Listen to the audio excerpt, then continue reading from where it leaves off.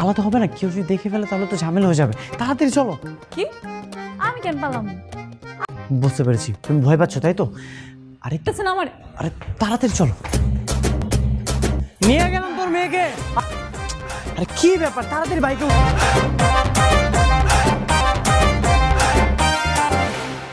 এই মাইয়া নিয়ে পালাই গেল নাকি?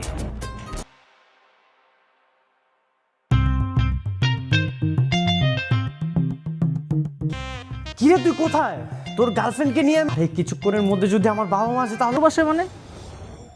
তুলি তো আমার কাছে। তুই কার কথা বলছিস বলতো? দাঁড়াও, রাহাত?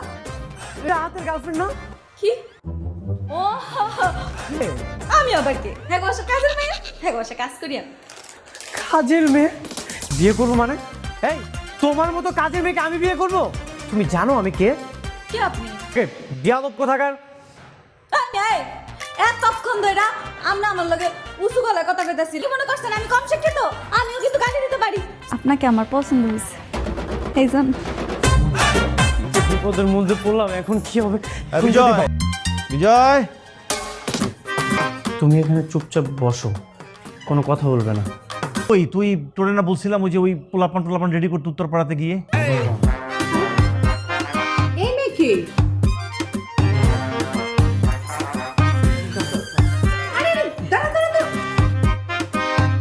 ইচ্ছা করে করিনি, করতে চেয়েছিলাম। বলছি মেয়ে, এই বাড়িতে একটা কাজের মেয়েকে আমি আমার ছেলের বউ এখন এই বাসা থেকে বের হয়ে যা। শোনো না কি বলছে?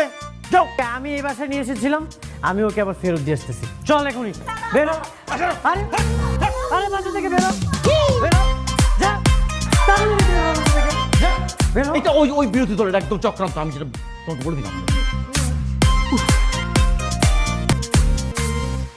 আমরা অবস্থান করছি, বর্তমান কাউন্সিল তথ্য পেয়েছি যে তার ছেলে বিজয় এবং শোভাঞ্চল এই সঠিক তথ্য পাওয়ার জন্য আমি বলতেছি আমি সেই কাজের মেয়ে, যে কাজের মেয়েকে উনারা গতকালকে নিয়ে এসেছিল এবং উনি ওনার পুত্রবধূ হিসেবে আমাকে স্বীকৃতি দান করেছে। উনার মন যে কত বড় সেটা আপনারা চিন্তাও করতে পারবেন না। তুই কোন লোভে যে আমাকে বিয়ে করতে চাস? তুমি আমার হবু স্বামী দেখে আমি তোমার কিছু বলতেছি না, নাইলে সবাই। আমি আছি মানে কি বলছো তুমি এসব? হ্যাঁ, আমি আছি মানে কি?